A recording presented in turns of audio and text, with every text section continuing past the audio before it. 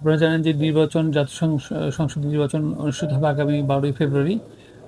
নির্বাচন কমিশন সচিবালয় থেকে আমাদের ইনস্ট্রাকশন আসছে, পুলিশ হেডকোয়ার্টার এবং মন্ত্রণালয় থেকে ইনস্ট্রাকশন আসছে। সেই ইনস্ট্রাকশনের অংশ হিসাবে আহ, বেশ কিছুদিন ধরে আমাদের বিভিন্ন অবৈধ অস্ত্র উদ্ধার অভিযান চলছে। তারই অংশ হিসাবে আজ রাত 2:20-এর দিকে আমাদের গোপন সংবাদের ভিত্তিতে টঙ্গী পূর্ব থানা পুলিশের এসআই তুহিন এবং এএসআই রুহুল, তাদের একটা যৌথ টিম একটি অভিযান পরিচালনা করে টঙ্গী পূর্ব থানার পূর্ব আরিচপুর এলাকায় আহ,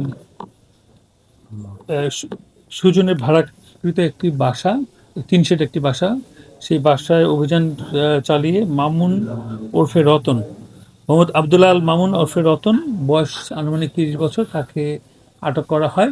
তার দেখানো মতে আমাদের থানা পুলিশ সদস্যরা ওই বাসার সিলিং থেকে এই একটি পিস্তল, বিদেশি উন্নত মানের একটি পিস্তল উদ্ধারপূর্বক জব্দ করে।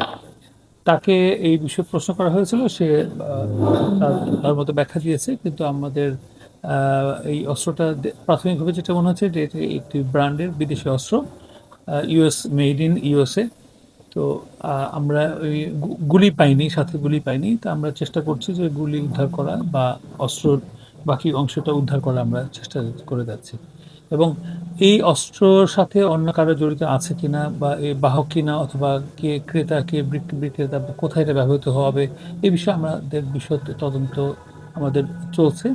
আর এই সংক্রান্তে একটি নিয়মিত অস্ত্র মামলা রুজু করা হয়েছে টঙ্গী পূর্ব থানায়। আমরা আইনানুগভাবে যে প্রসিডিউর, যে রিমান্ডের প্রেয়ার, সেই রিমান্ডের প্রেয়ার দিয়ে আসামিকে, যদি আমরা বিজ্ঞ কোর্টের মাধ্যমে আমরা রিমান্ড পাই, তখন আমরা তদন্তের বাকি অংশগুলো আমরা পরিচালনা করব। আপনারা লক্ষ্য করবেন যে গত সপ্তাহে আমাদের গাজীপুর মহানগরীর গাছা থানায় আমরা দুটো পিস্তল উদ্ধার করেছিলাম, 24 রাউন্ড গুলি সহ দুটো, 4টি ম্যাগাজিন এবং দুটো পিস্তল উদ্ধার করেছিলাম। তা আর আজকেও আপনার কোনাবাড়ি এলাকায় যে যৌথ বাহিনী কিছু গুলি উদ্ধার করেছে। তো এটা কিন্তু আমাদের মেট্রোপলিটন এলাকায় নিয়মিত এই অভিযান অব্যাহত রয়েছে, এবং আমরা আশা করি নির্বাচনের আগে আমরা বেশ কিছু সাফল্যজনক অভিযান পরিচালনা করতে পারবো।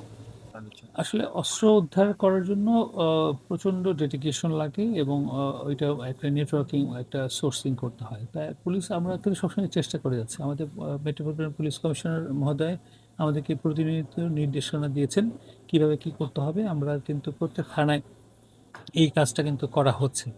আহ, এই আমরা এখন পর্যন্ত প্রাথমিক যে তথ্য পেয়েছি, যাকে আটক করা হয়েছে তার বিরুদ্ধে গাছা থানায় একটি মামলা রয়েছে।